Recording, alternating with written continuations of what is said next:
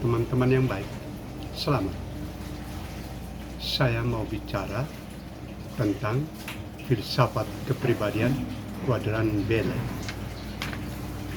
Ini gambarnya, kuadran Bele. Kuadran Bele itu temuan saya tentang kepribadian manusia. Saya rumuskan sebagai satu keutuhan yang terdiri dari 4N. 4N itu adalah 4 unsur terdiri dari nafsu, nalar, naluri, dan nurani. Ini yang ada kawan-kawan yang katakan kuadran Bele. Saya juga setuju kuadran Bele. Ini filsafat kepribadian yang dirumuskan secara sederhana oleh saya. Sekarang saya mau pakai untuk membagi pengalaman dan pengetahuan tentang caleg, calon legislatif. Minta maaf kalau ada yang merasa terganggu. Begini, saya beri contoh ya. Tiap orang sekarang ini banyak yang mengetahui bahwa ada satu peristiwa bahwa di mana-mana ada caleg, calon legislatif. Dan calon legislatif itu bagus. Itu karena ada nafsu. Nafsu itu ada dorongan untuk menjadi wakil rakyat. Apa salahnya? Dan itu pakai nalar. Pakai nalar itu berpikir setengah mati. Bagaimana saya mau menjadi seorang anggota legislatif dan melalui proses caleg, pencalekan, calon legislatif. Dan saya ada naluri. Naluri itu saya mau duduk. Saya ada keluarga, kawan-kawan itu sebagai basis. Dan saya ada nurani. Nurani itu bahwa dalam hati saya itu saya mau buat jujur dan saya berdoa supaya saya punya nafsu, dorongan itu terpenuhi dan apa yang saya pikirkan itu terkabul dan supaya saya punya naluri untuk bersama orang lain maju sebagai anggota legislatif itu terkabul dan juga supaya di hadapan Tuhan saya mau bicara tentang nasib rakyat. Itu semua gabungan ini yang saya sebut sebagai satu keutuhan dari seorang caleg. Dan saya mau analisa berdasarkan kuadran Bele. Sekarang saya beri contoh konkret. Ada satu daerah pemilihan sebagai contoh. Daerah pemilihan atau dapil itu mempunyai jatah di provinsi 8 kursi. Dan saya dapat informasi dari 8 kursi ini diperebutkan oleh tiap partai oleh 8 orang. 5 bapak, 3 ibu. Mereka 8. Sehingga ada partai yang mengusulkan.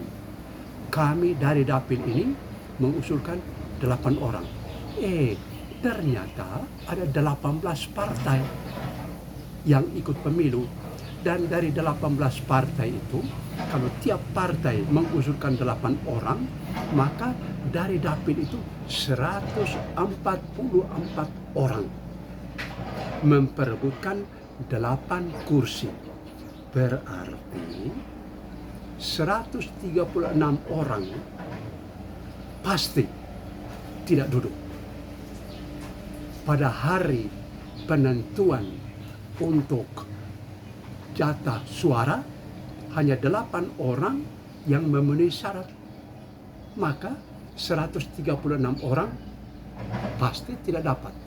Lalu dalam satu partai 8 orang itu maju.